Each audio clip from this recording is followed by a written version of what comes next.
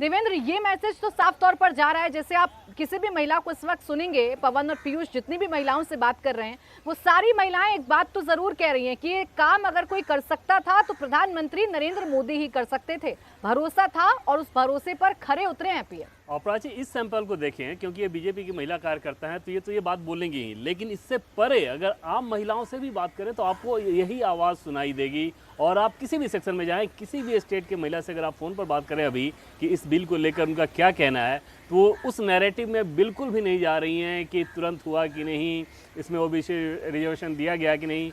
उनकी पहली चिंता ये थी कि क्या कभी ये बिल जो कभी आया था कानूनी जामा ये शक्ल अख्तियार कर पाएगा।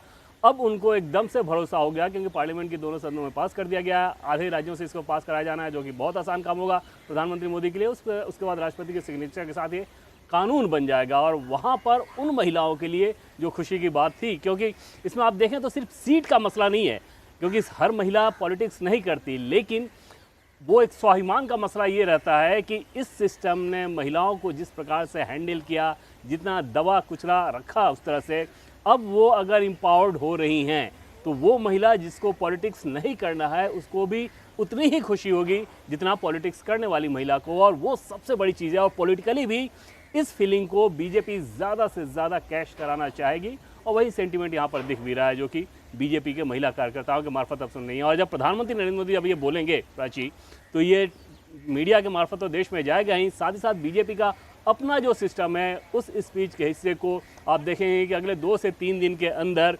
दूर दराज के गांव के क्षेत्र में भी वो महिला ये जानेंगी कि हाँ, प्रधानमंत्री नरेंद्र मोदी ने क्या किया, कैसे कराया, कितना ज़रूरी था, कितने सालों से लटका हुआ था, और थैंक यू के तौर पे उनको क्या करना है अगले चुनाव में। अच्छा, लेकिन देवेंद्र, महिलाओं पर सेंट्रिक पॉलिटिक्स होती हुई नजर आ रही है। कांग्रेस के आप जितने भी ट्वीट देखेंगे या कांग्रेस के नेताओं के जितने भी बयान देखेंगे, एक तरफ तो ओबीसी आरक्षण और टाइम को लेकर सवाल उठा रहे हैं, लेकिन जिन स्टेट्स में उनकी सरकार है वहाँ महिलाओं के लिए वो क्या कर रहे हैं ये अब उनकी तरफ से साफ तौर पर बताया जा रहा है। यानी विमेन कार्ड दोनों तरफ से खेला जा रहा है। राष्ट्रीय स्तर पर प्राची अगर देखें तो 2014 के चुनाव के बाद ये काम सबसे ज़्यादा हुआ है। और इसमें प्रधानमंत्री नरेंद्र मोदी ने जिस प्रकार से महिलाओं को एम्पावर्ड किया, पॉलिटिकली उनका वॉइस ज़्यादा मजबूत हो गया। और तब सिस्टम को ये समझने आने लगा, पॉलिटिकल सिस्टम को, कि उस आवाज़ को जो कि इतने सालों से दशकों तक आपने दरकिनार करके रखा, ये सोच के कि घर के पुरुष को अगर आपने अपने पक्ष में कर लिया तो वो वोट पूरा आपका अपना, उस नैरेटिव को राष्ट्रीय स्तर पर बदलने का काम प्रधानमंत्री नरेंद्र मोदी ने किया है।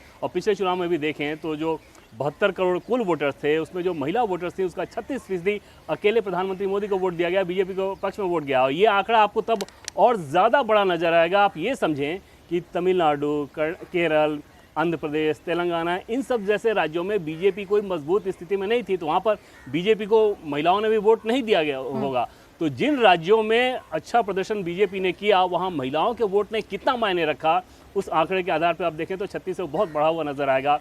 और इसी ताकत को एक बार फिर से कैश कराने की कोशिश की जाएगी 2024 के चुनाव में ऐसे कार्यक्रमों के मार्फत। और जब इतने बड़े बिल को पास करने के बाद प्रधानमंत्री नरेंद्र मोदी आ रहे हैं बीजेपी के मुख्यालय में, अपने कार्यकर्ताओं को संदेश देंगे, उस संदेश को ये कार्यकर्ता घर घर लेके जाने वाले हैं।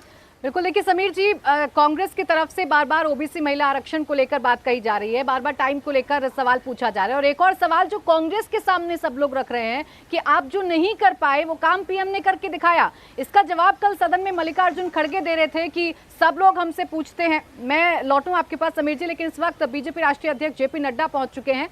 तस्वीरें हम दिखा रहे हैं ये बीजेपी हेडक्वार्टर की, जहां पर जेपी नड्डा पहुंच चुके हैं। और अब से थोड़ी देर बाद प्रधानमंत्री नरेंद्र मोदी के पहुंचने का भी कार्यक्रम है। पीएम जब पहुंचेंगे, महिलाएं उनका स्वागत करेंगी, और पीएम जब संबोधित करेंगे तो एक संदेश बीजेपी हेडक्वार्टर से जाएगा पूरे देश भर की महिलाओं में कि ये सरकार महिलाओं को सशक्त करने के लिए प्रतिबद्ध है। महिलाओं को एम्पावर करना ही उद्देश्य इस सरकार का है, और इसीलिए इसे महिला आरक्षण बिल का नाम भी नहीं दिया गया, इसे नारी शक्ति वंदन अधिनियम नाम दिया गया है। पीएम ने जितनी बार भी सदन को संबोधित किया है बीते 3 दिनों में, पीएम ने बताया है कि महिलाओं को सशक्त करना है, महिला महिलाओं की भागीदारी को सुनिश्चित करना है, क्योंकि अगर 2047 तक हम विकसित देश होने का सपना देखते हैं तो हर एक वर्ग को हाथ पकड़ के आगे लाना होगा। और इसमें सबसे ज्यादा अहम है आधी आबादी की भागीदारी, जो अभी तक नहीं थी, जो अभी तक पुरुषों के कंपैरिजन में आप कहिए ना के बराबर थी, बहुत कम थी। लेकिन अब 33% आरक्षण अगर मिलेगा, बेशक उसमें अभी वक्त लगेगा,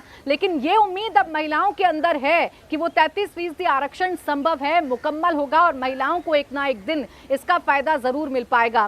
समीर जी, जो बात मैं कह रही थी वो ये कि कांग्रेस ये बोल रही है कि हमने चलिए नहीं किया, 2010 में इस बिल को हम पास नहीं करवा पाए, आपने 9.5 साल में क्या किया? आप चुनावों से ठीक पहले इस बिल को लेकर सामने क्यों आए हैं? देखिए, कांग्रेस को तो मुद्दा बनाना ही पड़ेगा इसके अंदर, क्योंकि कांग्रेस कभी नहीं चाहेगी इसका पूरा क्रेडिट भारतीय जनता पार्टी को मिले।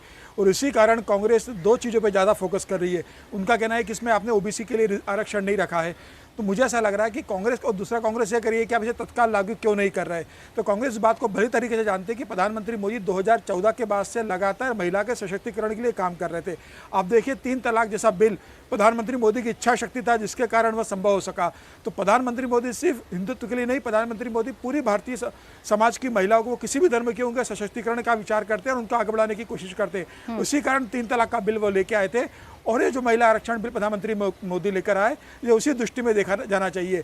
विपक्ष के लिए सबसे बड़ी चुनौती अब यह है कि प्रधानमंत्री मोदी के इस बिल के पास कराने के बाद जनता के बीच वह कैसे संदेश दे कि उनकी भी इसकी भूमिका है। हालांकि उन्होंने दोनों सदनों में समर्थन देकर एक बताने की कोशिश की कि वह इस बिल के साथ है, लेकिन जमीनी स्तर पर वो कितना इसका समर्थन जनता से ले पाते, ये उनके लिए बड़ी चुनौती होगी। बिल्कुल, देखिए, साथ देना विपक्ष की मजबूरी थी, क्योंकि महिलाओं में ये मैसेज भी विपक्ष नहीं जाने देना चाहता कि हम महिला विरोधी हैं। लेकिन इसमें आपत्तियों को दर्ज कराकर यह भी बताना था कि मोदी सरकार की मंशा गलत है, राजनीतिक फायदा लेने की कोशिश की जा रही है। जेपी नड्डा राष्ट्रीय अध्यक्ष बीजेपी के पहुंच चुके हैं बीजेपी हेडक्वार्टर पर। थोड़ी देर बाद प्रधानमंत्री नरेंद्र मोदी भी पहुंचेंगे। तस्वीरें जश्न की सामने आ रही हैं। इंडिया टीवी हर वक्त हर जगह डाउनलोड करने के लिए सर्च करें India TV news Google play store या ऐप स्टोर पर।